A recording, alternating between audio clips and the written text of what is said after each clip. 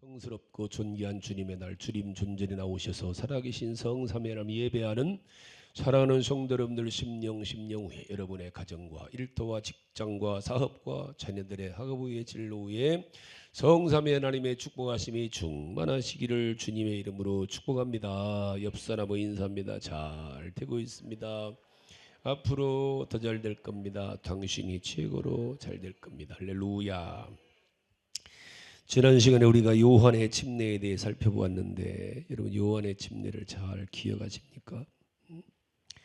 여러분 요한의 침례를 잘 기억하시고, 오늘은 이제 예수의 침례에 대해서 공부하는데, 우리가 침례는 어설프게 다뤄서는 안 되는 예식이고 신앙 고백인 겁니다.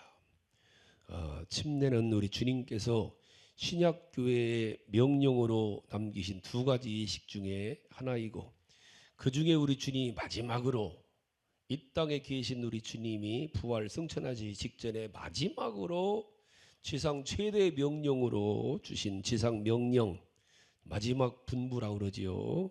라고 주신 말씀이 너희는 모든 족속으로 제자 삼아서 그들에게 침례를 주어라 그랬어요. 침례입니다. 지난주도 공부했지만 세계 어느 나라 성경에도 세례라고 쓴 성경은 전혀 없어. 딱 우리나라만 있어요. 우리나라 성경에만 세례 또는 침례고, 전 세계의 모든, 미국에 가면 대부분 목사님들이 장로교든 감독 대부분 다 신학을 어디 쓰냐면은 침례교 신학을 해요. 대부분 다. 세계에 있는 모든 교단을 다 합쳐도 침례교 하나만큼 교인이나 교회 수가 되질 않아요. 그리고 자부심을 가지고 자긍심을 가지고 침례교 있는 것을 자랑스럽게 생각하시고, 우리가 말씀대로 신앙생활하는 거에 감사하고 살아갈 수 있길 바랍니다. 지난주도 말씀드렸지만 한국에 모이는 목사님들도 장로교든 감리교든 순복음교든 어떤 목사님들이든지 간에 기본적으로 신학을 했다면은 세례가 아니라 침례 맞지만 우리는 세례한다고 가르치는 게 정식이에요. 제가 세계적인 백과사전을 몇 권 찾아보니까 백과사전에도, 세계 백과사전에도 대부분 다, 내가 몇 권만 제가 소개시켜 드릴까요? 성서백과 대사전 5권째 91쪽에서 92면에 있는 데 보면은 신약 성경의 모든 세례는 침수례이다라고 기록되어 있어요. 가톨릭 대백과사전 2권 263면에도 초기에는 모든 사람들이 개울이나 연못에서 침례를 받았다 그랬어요. 브레트니카 백과사전 11판 3권에도 355쪽 356쪽에 보면은 침례가 약식세계로 바뀐 것은 로마 가톨릭 교회에 의해서이다. 천주교 때문에 바뀌었다는 거예요.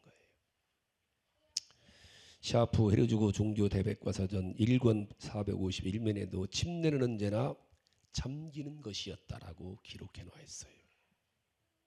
침례는 죄를 씻는 세례가 아니에요. 세례는 씻을 세자 쓰, 우리는 씻을 세자 쓰는 게 아니에요. 죄는 죄를 씻는 게 침례가 아니란 말입니다. 회개케 하는 게 아니란 말. 그거는 요한의 침례였죠.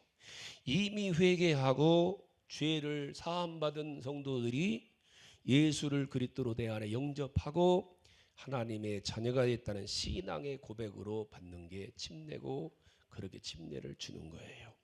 침례에 대해서 가장 잘 기록된 성경을 보면은 로마서 6장을 들거든요. 로마서 6장을 한번 가서 봅시다, 여러분들. 요게 침례입니다. 로마서 6장 1절부터 11절까지 말씀이 있는데 한번 잘 보셔요. 요게 침례예요. 이런 의미로 우리가 침례 받는 거라는 거예요. 자, 로마서 6장 찾으셨죠? 성경을 잘 보시기 바랍니다. 읽어보세요. 시작. 그런즉 우리가 무슨 말을 하리요?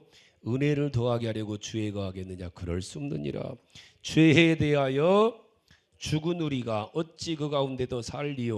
3절. 무릇 그리스도에서 합하여 침례를 받은 우리는 그의 죽으심과 합하여 침례를 받은 줄을 알지 못하느냐? 그러므로 우리가 그의 죽으심과 합하여 침례를 받음으로 그와 함께 장사되었나니, 이는 아버지 영광으로 말미암아 그리스도를 죽은 자 가운데 살리신 것 같이 우리로 또한 새 생명 가운데서 행하게 하려 함이라. 5절. 만일 우리가 그의 죽으심과 같은 모양으로 연합한 자가 되었으면 또한 그의 부활과 같은 모양으로 연합한 자도 되리라. 우리가 알거니 우리 옛사람이 예수와 함께 십자가에 못 박힌 것은 죄의 몸이 주고 다시는 우리가 죄에게 종노릇하지 아니하리 함이니 이는 죽은 자가 죄에서 벗어나 의롭다 하심을 얻었음이라. 만일 우리가 그리스도와 함께 죽었으면 또한 그와 함께 살 줄을 믿노니 이는 그리스도께서 죽은 자 가운데 살아나셨음에 다시 죽지 아니하시고 사망이 그를 주장하지 못하게 할 줄을 알미로라. 그가 죽으심은 죄에 대해 단번에 죽으심이요 그가 살아계심은 하나님께 대해 살아계심이니 11절까지 이와 같이 너희도 너희 자신을 죄에 대하여는 죽은 자여 그리스도 예수 안에서 하나님께 대하여는 살아있는 자로 고백하며 받은 게 침례입니다. 예수 앞에 예수와 하나 돼서 예수님이 죽어 무덤에 들어간 것, 우리는 과거에는 물무덤에 들어가는 거예요. 죽었습니다. 그리고 3일 만에 부활하셨듯이 나는 다시 부활했습니다. 새롭게 살았습니다라고 고백하는 거죠. 할렐루야. 그리고 침례를 받고 난 사람들은 이제 이미 난 예전의 내가 아니라는 거예요. 과거의 내가 아닙니다. 나는 예수로 새로 태어났다는 고백이에요. 옛사람은 죽은 거예요. 어떤 사람은 그런 얘기를 해요. 목사님 난 어려서 모르고 그냥 철없이 침례를 남들이 하니까 그냥 받았는데요. 어떡하죠? 나중에서 내가 구원받은 걸 깨달았는데요. 그때 받은 침례가 요한의 침례와 같은 거예요. 사도행전 19장을 다시 보십시다. 사도행전 19장 로마서 앞에 사도행전 19장에 보면은 자 요한의 침례와 예수님의 침례를 바울이 정확히 구분하잖아요. 자 1절 5절입니다. 자 찾으셨죠? 읽어보십니다. 바울이 에베소 교회 가서 묻는 거예요. 1절부터 시작. 아볼로가 고린도에 있을 때 바울이 윗지방으로 다녀 에베소에 와서 어떤 제자들을 만나 이르되 너희가 믿을 때 성령을 받았느냐 이르되 아니라 우리는 성령이 계심도 듣지 못하였노라. 바울이 이르되 그러면 너희가 무슨 침례 받았느냐 대답하되 요한의 침례니라. 바울이 이르되 요한이 회개의 침례를 베풀며 백성에게 말하되 내 뒤 오시는 이를 믿으라 했으니 이는 곧 예수라거늘 그들이 듣고 주 예수 이름으로 침례를 받으니 그랬죠. 잘못된 걸 알고 다시 믿음의 고백으로 침례를 받았어요. 그럼 어떤 사람이 그럴 수 있어요. 요한의 침례 받은 사람 예수님의 침례 받으면 2번 받는 거네요. 여러분 2번 3번이 중요한 게 아니에요. 물속에 들어갔다 나왔다 해갖고 여러분 물속에 있는 목욕탕에 맨날 들어갔다 나오잖아. 물속에 한 번 들어간 걸 한 번이라고 세면은 목욕탕에 수도 없이 들어갔다 나왔다 하니까 매일 반신욕 오시는 장로님은 하루에 1년에 수백 분 들어가네. 그건 상관없는 거예요. 물속에 들어갔다 나왔느냐 이게 중요한 게 아니에요. 무슨 의미로 무슨 뜻으로 무슨 고백으로 침례를 물속에 들어갔다 나왔느냐는 거예요. 요한의 침례는 내가 죄사함 받으려고 들어갔다 나왔느냐 그건 아니라는 거예요. 물론 그거는 그럴 수 있어요. 그러나 그런 사람이라도 예수님을 믿고 죄사함 받고 구원받아 믿으면 예수 이름으로 침례를 받으라는 거예요. 아까 로마서 6장에 했듯이 침례는 그리스도와 함께 하나 됐다. 나는 예수 함께 하나 됐다. 예수와 함께 죽었고 예수와 다시 살아 지금은 내가 예수님과 함께 살고 있다. 그리고 에베소 교회 사람들이 이렇게 묻는 거예요. 바울이 너 무슨 침례 받았느냐? 요한의 침례 받았다. 바울이 뭐라고 그래요? 요한의 침례는 회개케 하는 침례를 주었으니 주 예수를 믿어라. 예수가 누군데요? 이제서 복음을 전하고 나서 그 예수는 내 죄를 위해서 네가 지금 사함받기 위해서 침례를 받았던 그 예수가 내 그 죄를 위해서 십자가에 죽으셨고 부활하신 걸 믿고 네가 구원받았다는 확신을 가지고 침례를 받는 것이다. 그래서 에베소 교회 성도들이 다시 침례 받는 거예요. 이해갔죠? 어떤 사람은 그래요. 나는 이미 성령도 받았는데요. 예, 성령 침례를 받았죠. 그런 사람들은 어떻게 하느냐? 사도행전 10장을 한번 봅시다. 자, 다 이런 예들이 다 있어요, 성경에. 근데 우리는 성경으로 가는 거요. 얘기가 아니라, 사람 말이 아니라. 자, 사도행전 10장 44절부터 봅니다. 이미 성령 받았어요. 그럼 침례를 주라는 거예요. 자, 사도행전 10장 찾으셨죠? 44절입니다. 시작. 베드로가 이 말할 때 성령이 말씀드는 모든 사람에게 내려오시니 베드로와 함께 온 할례 받은 신자들이 이방인들에게도 성령 부어주심으로 말 놀라니 이는 방언을 말하며 하나님 높임을 들음이라. 이에 베드로가 이르되 이 사람들이 우리와 같이 성령을 받았으니 누가 능히 물로 침례 베품을 그 말이요 하고 명하여 예수 그리스도 이름으로 침례를 베풀라 하니라. 그들이 베드로에게 며칠 넘음을 길을 청하니라. 성령 받았다는 건 예수를 믿고 구원받 확신이 생긴 거예요. 이게 확증입니다. 도장 찍은 거예요. 저 사람 분명히 구원받았다는 증거죠. 그러면 침례를 받으라는 거예요. 이해가셨어요? 물론 우리가 성령 받을 때도 성령 받는 공식으로 가면은 성령 받을 때 침례가 우선이에요. 거기 사도행전 2장이거든요. 자, 사도행전 2장 가봐. 여기 성령 받는 공식인데 이게 공식의 4단계 공식입니다. 자, 사도행전 2장 찾으셨죠? 오순절에 성령 받은 120문도와 제자들이 복음을 외치자 37절에서 어찌할꼬 가슴을 찢으면서 백성들이 어찌할꼬 그럽니다. 그때 베드로가 38절에서 이제 전합니다. 시작. 베드로가 이르 너희가 회개하여 각각 예수 이름으로 침례를 받고 죄 사함 받으라. 그리하면 성령을 선물로 받으리라 해요. 여기 보면은 침례를 받고 죄 사함 얻으라니까 침례 받으면 죄 사함 얻는 줄 알고 침례가 마치 죄 사함 얻는 세례인 줄 알았는데 아니에요. 침례가 죄를 사해 주신다는 말이 아니고 순서가 자 여기 너희가 회개하여가 1번이요. 1번. 회개가 1단계. 회개하여 끊어야 돼요. 회개하여 이건 예수 믿기 전에 지은 죄. 침례요한이 했잖아요. 너희를 회개하라 했잖아요. 예수님 믿기 위해서 회개하라. 이거예요. 그 다음에 회개한 사람들이 예수 그리스도 이름으로 침례를 받죠. 이제 구원 받은 거예요. 여기는 목사도 있고 장로도 있고 권사도 있고 모든 성도들이 다 들어가 있죠. 교회에 있는 사람들이 이들이 세례를 받고 난 후에 죄사함 받은 이 죄사함은 앞에 있는 회개와는 다른 거예요. 앞에 있는 회개는 원죄고 이 죄사함은 신앙생활하면서 살면서 우리가 아까 서장로님이 기도하면서 한 주간 삶을 돌아보니까 기가 막힌 삶을 살았습니다. 그거를 뭐라 해요? 사함 받으라는 거예요. 사함을 어떻게 받아요? 요한일서 1장 9절에 만일 우리 죄를 자백하면 모든 죄에서 우리를 사해 주시고 그랬죠.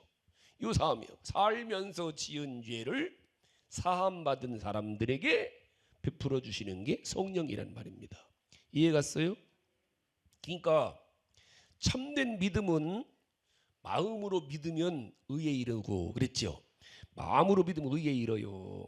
그 마음으로 믿어서 의에 이른 사람이 입으로 시인해서 구원에 이르느니라 그랬지요. 그 구원받은 성도 나는 구원받았습니다라고 세상 만방에 고백하고 행동으로 나타나는 게 뭐예요? 침례예요. 그러니까 믿음이라는 것은 열매가 맺어진다 했잖아요. 믿음이 열매가 뭐예요?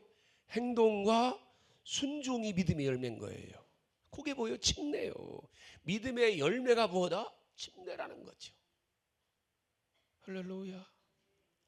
물론 내가 예수 믿고 구원받았습니다. 내가 입으로 고백하고 내 마음으로 믿고 입으로 고백하면 이미 받았어요. 그러나 나는 받았지만 남들을 볼 때는 모르죠. 이 사람들이 나타내는 신앙 고백이 뭐다? 침례 예식인 거예요. 할렐루야. 이거는 우리 하나님이 말씀으로 주신 거예요. 이미. 오늘 예수님도 마찬가지예요. 예수님은 하나님의 아들이시지만 이 땅에 올 때 인자로 오셨잖아요. 그렇지만 남자와 상관없이 오셨어요. 죄도 흠도 없이. 그래 하나님의 아들이시지만 요한에게 침례를 받는 거예요. 왜? 하나님이 정해지신 거예요. 왜? 하나님께서 예수님이 이 땅에 드러내기 위해서는 반드시 요한이 침례를 때 성령님이 임하신 사람이 메시아이고 하나님의 아들이라는 거예요. 이 아버지의 뜻이요. 그 요한이 요단강에서 침례를 베푼 이유는 무엇 때문이에요? 하나님의 아들 메시아를 누군가를 알고 그 메시아를 전파하기 위해서 침례를 베푼 거예요. 요한은요. 이해 가셨어요? 예수님을 드러내기 위한 삶을 사는 게 요한이에요. 침례 요한이에요. 오직. 그런데 하나님의 말씀에 요한은 침례를 베풀 때 성령이 임하시는 걸 보면 그가 그리스도인 줄 알라고 했기 때문에 그 임무를 하는 거예요. 그래 요단강에 침례를 베풀면서 요한은 기다리는 거예요. 누굴 기다려요? 성령이 임하는 사람을 기다리는 거예요. 그때 예수님이 나오는 거 자기 사촌 동생이 그래 침례를 베풀면 성령이 역사하는 거예요. 이해 가셨나이까? 이처럼 예수님은 침례를 받으실 필요가 없는 분인데도 아버지의 뜻이기 때문에 받는 거예요. 이해 가셨어요? 오늘도 침례를 받기 전에 성령을 받고 예수 믿어도 주님이 말씀으로 주셨어요. 마지막 말씀으로 침례를 받아라. 침례를 받아라. 우리는 이 말씀대로 순종하는 거예요. 순종. 할렐루야. 이해 가셨나이까?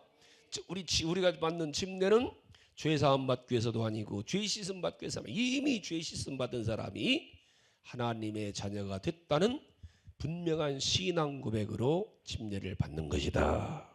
아멘 아멘. 또 하나 침례는 왜 받느냐? 베드로전 3장을 가서 봅시다. 베드로전 3장. 베드로 3장. 그럼 침례만 받으면 되느냐? 아니라는 거예요. 베드로 3장 21절 말씀을 보시겠나이다. 베드로 3장 21절 찾으셨나이까? 자, 읽어봐. 여러분들이 자꾸 이 영상은 보지 말고 성경은 자꾸 성경책을 통해서 읽으셔요. 그래야 입력이 되고 이렇게 여러분들이 평상시 생활할 때도 말씀을 생각하면 떠오르는 게 성경을 눈으로 볼 때 떠올라요. 자꾸 여러분 성경을 찾아보려다 하시고 성경 말씀을 통해서 읽고 자꾸 묵상하시길 바랍니다. 자, 21절 시작. 물은 예수 그리스도께서 부활하심으로 말미암아 이제 너희를 구원하는 표니 곧 침례라. 침례는 구원받은 표라는 말이 물로 이는 육체에 더러운 것을 제하여 버린 세례가 아니란 말입니다. 제하여 버림이 아니요 하나님을 향한 선한 양심의 간군이라. 할렐루야. 하나님을 향해서 찾아가는 것이라. 개역성경이 그렇게 나왔어요. 개역성경에는 선한 양심이 하나님을 향해서 찾아가는 것이라. 즉 침례는 하나님을 향해서 나아가는 고백이란 말입니다. 하나님을 어떻게 찾아가요? 하나님의 말씀을 통해서 찾아가지요. 그러니까 우리가 물속에 들어가서 장사를 지내고 나왔다고 해갖고 끝난 게 아니라 올라온 다음에 나는 앞으로 하나님의 말씀대로 살겠습니다라는 고백으로 받는 게 침례란 말입니다. 나는 과거의 삶이 아니라 옛날처럼 살지 않고 이제 하나님의 말씀대로 살겠습니다 하고 고백하는 게 침례라는 거예요. 그 침례 받은 사람은 하나님 말씀대로 사는 거예요. 우리 선의 양심이. 할렐루야. 이게 예배론적으로 보면은 물두멍 예배인 거예요. 물두멍 예배. 여러분 성막을 아시지요? 자, 성막에 보면은 동쪽 문으로 송아치나 양이나 염소를 끌고 들어와갖고 번제단에서 그 송아치나 양이나 염소를 내 죄를 위해서 다 죽여서 불로 태워드리죠. 죄사함 받았어요. 그 사람이 성소에 예배 드리러 들어가기 전에 하는 게 뭐예요? 물두멍에서 수족을 씻는 거예요. 왜 씻어요? 다시는 내가 과거로 돌아가지 않겠다고 고백하는 거예요. 그 수족을 씻은 사람이 성소에 들어가서 떡상과 등대와 분향단의 삶을 살고 시성소에 하나님을 만나는 거예요.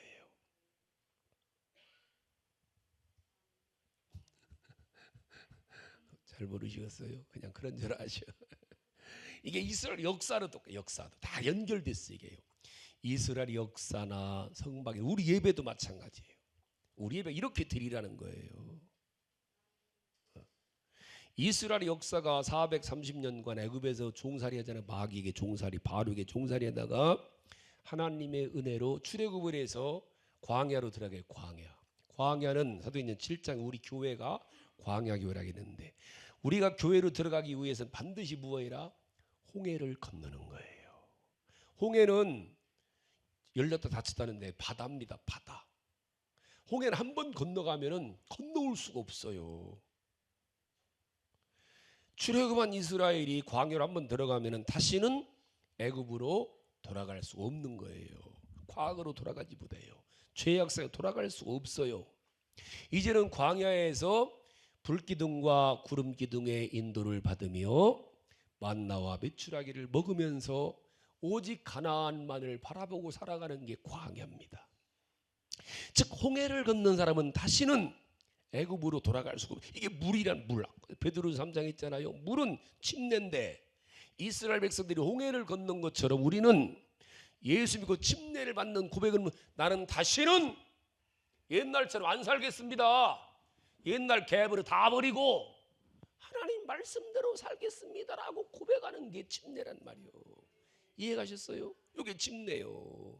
물속에 들어가 나를 장사 지내고 과거에 나를 장사 지내고 자기를 부인하고 그랬지. 주님이 나를 따라오던 자기를 부인하고 네 과거를 부인하고 네 고집 부인하고 네 생각, 자꾸 우리는 내 생각 얘기해요. 그건 아직 거듭나지 못해서 그런 거예요. 내 생각 얘기를 뭘 하고 교회 와요?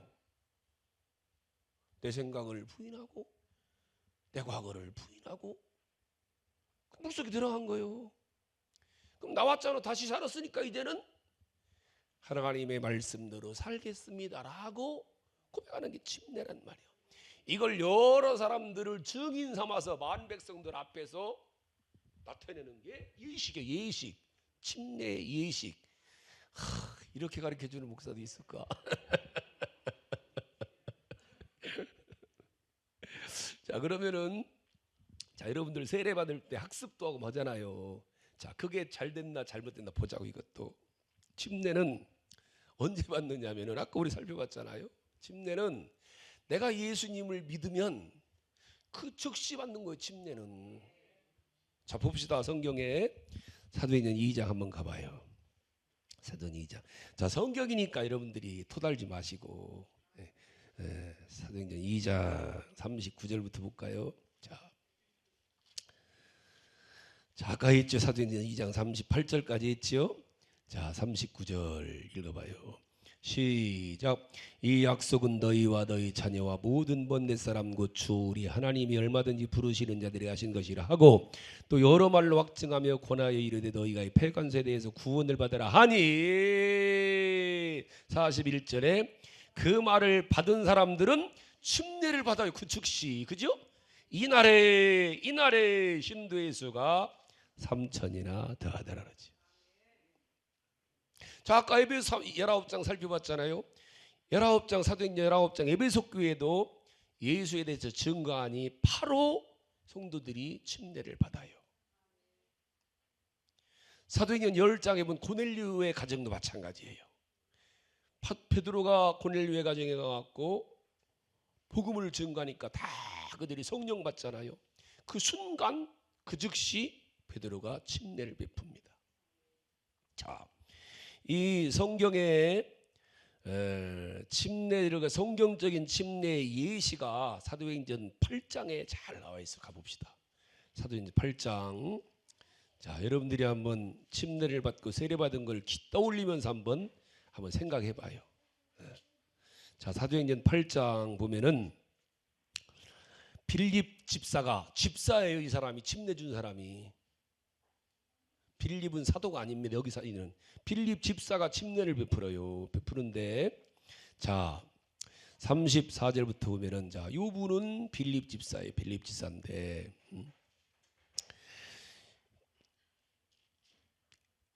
빌립 여기 쭉 26절부터 쭉 나오거든요. 쭉 나와요. 자, 그래서 성령에 의해서 빌립이 남쪽으로 향하여 예루사 26절은 주의 사자가 빌립에게 말해 이르는 남쪽으로 향하여 예루살렘에서 가사로 내려가는 가라 하니 그래서 갑니다. 가다가 누구 만나느냐면은 27절에 에디오피아 사람 곧 에디오피아 여왕 간닥의 모든 국고 맡은 관리 내시를 만나요.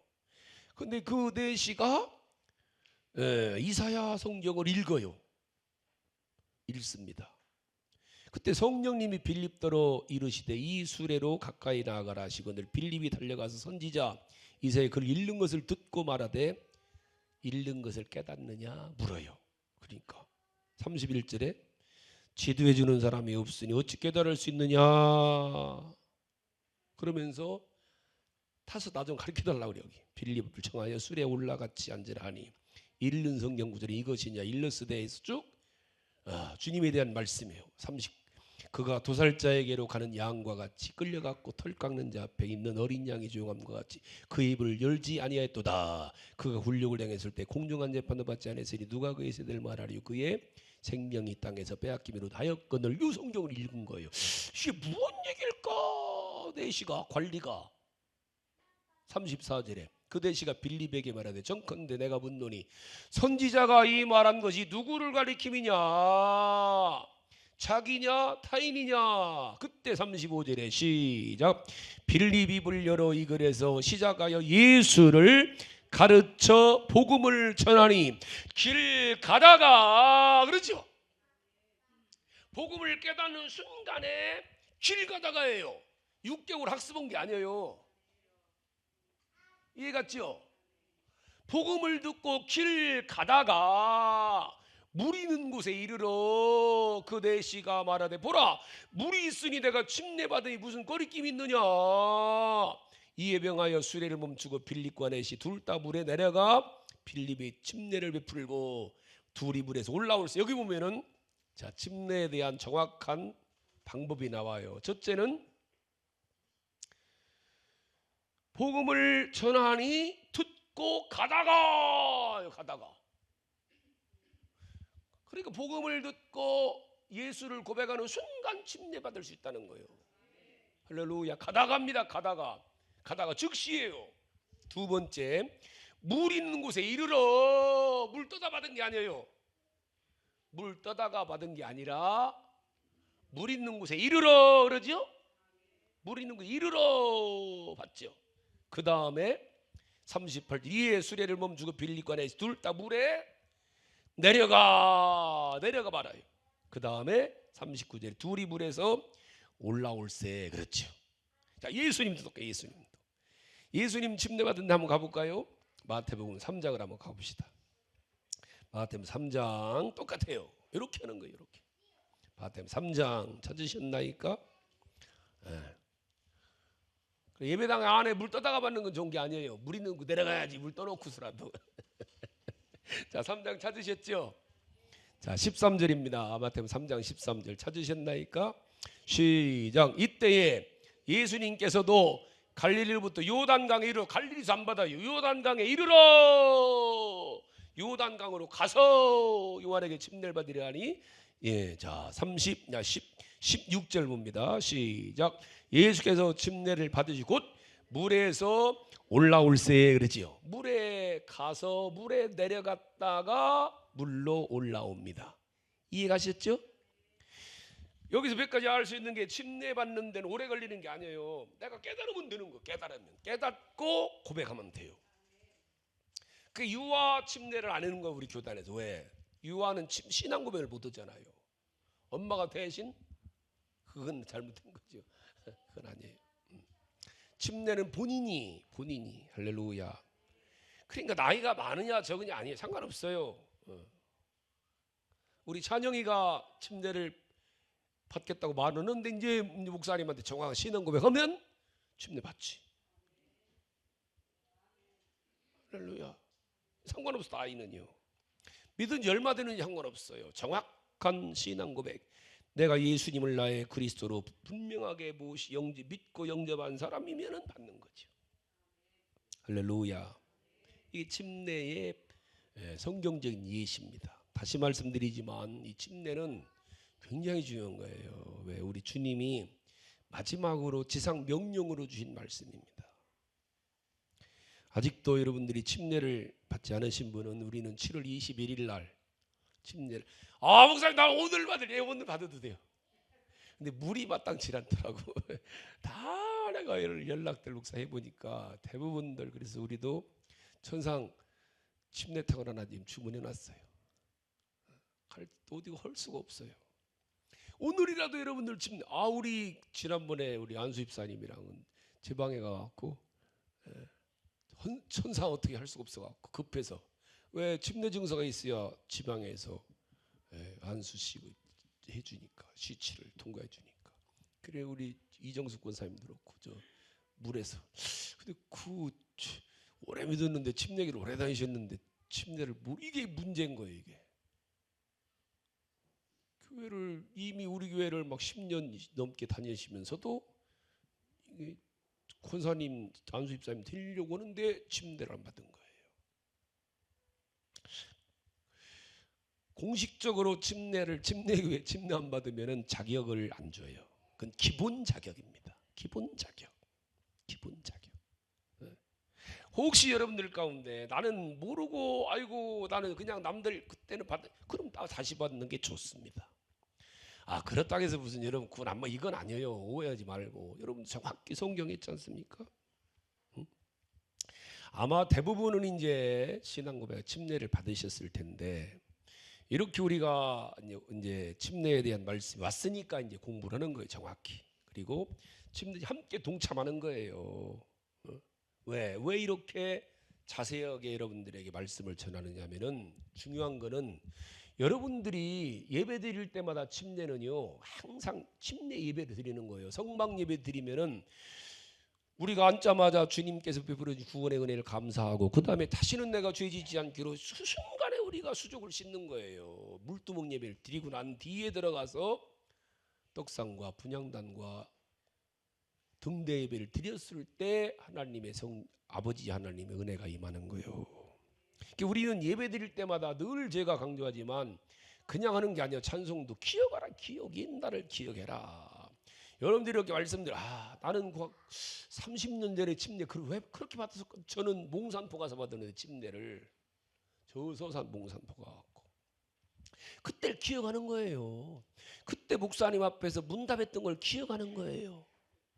기억하는 예배.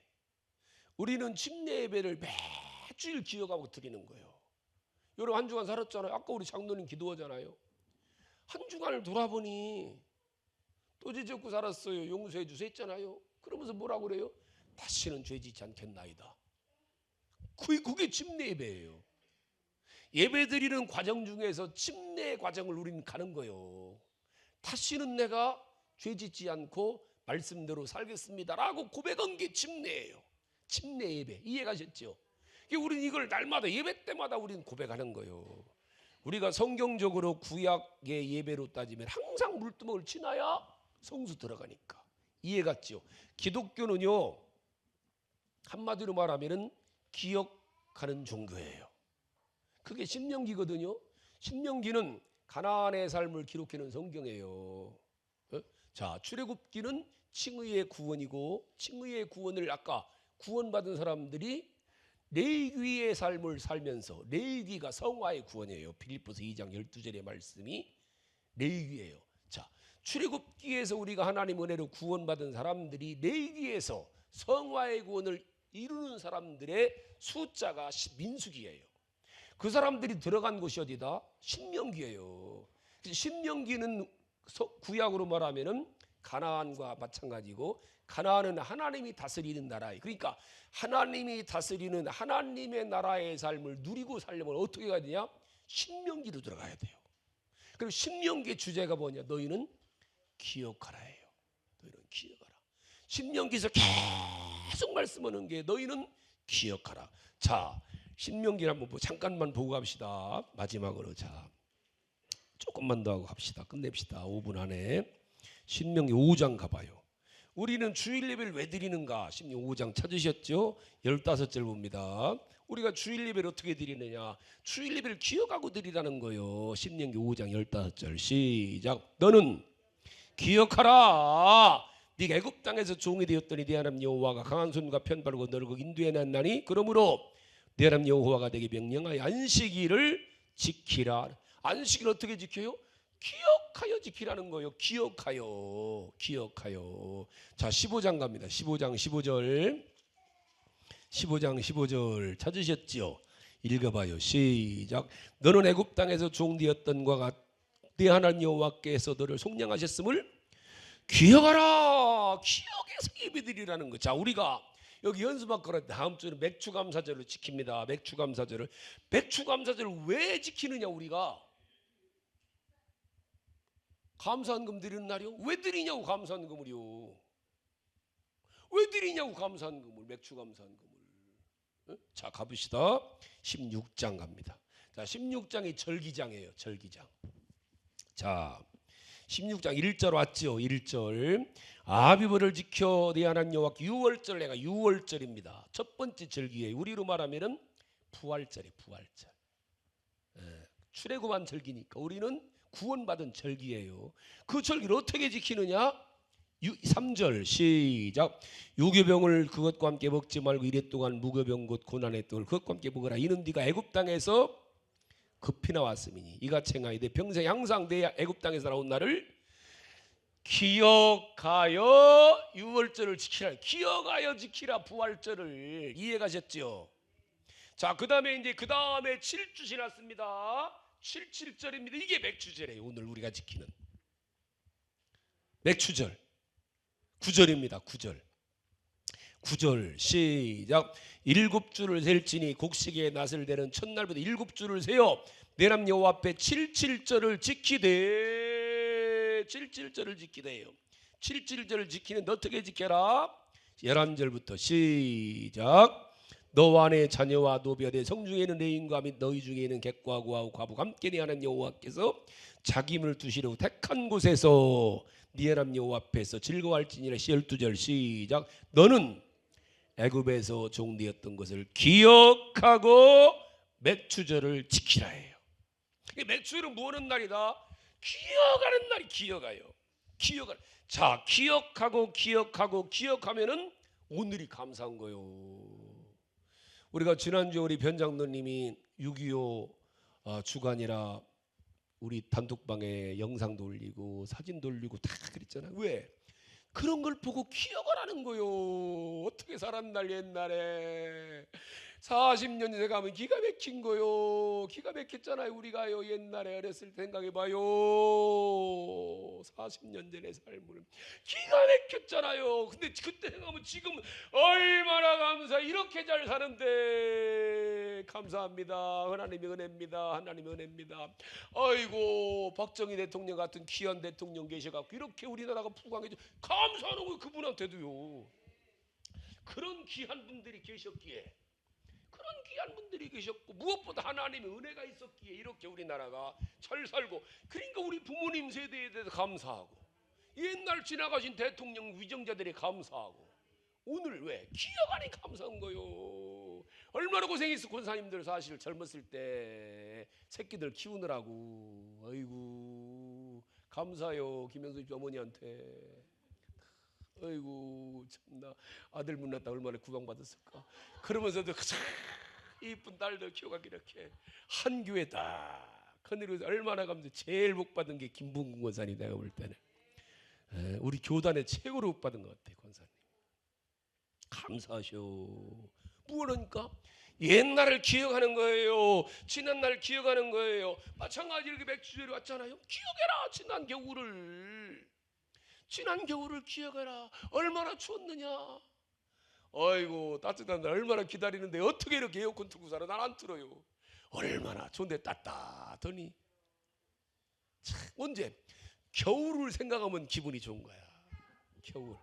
겨울을 생각하니까 아이고 참 따뜻하니 감사하다.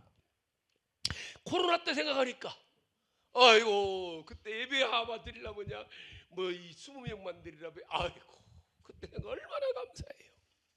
내가 가장 어렵고 힘들 때를 생각하니 감사합니다. 오늘 감사해요. 감사. 그렇게 기억해서 다음 주 우리 맥주감사절 지키는데 그냥 헌금 드리라는 게 헌금은 드려야 돼요. 감사는 드리는데 얼마나 중요한 게 아니에요. 얼마나 중요한 게 아니라 거기다 뭐 마음을 드리는 거, 무슨 마음? 기억하는 거요. 지난 겨울을 기억하고 옛날을 기억하고 월세방 살 때 하나님이 그때를 기억하니 주님을 해 감사해요. 감사해서 뭐예요? 기억하여 감사 제목을 적어서 하나님께 드리는 거예요. 할렐루야. 이렇게 우리는 여러분들이 이렇게 침례하던 말씀도 공부하면서 옛날을 기억하고 그래 다시 한번 아이고 내가 그때 결심했는데 그렇게 또 못 살았지. 이제 내가 다시 잘 살아야지 결심하고 다짐하시면서 침례를 잘 받으시기를 주님의 이름으로 축복합니다. 기도하십시다. 하나님 아버지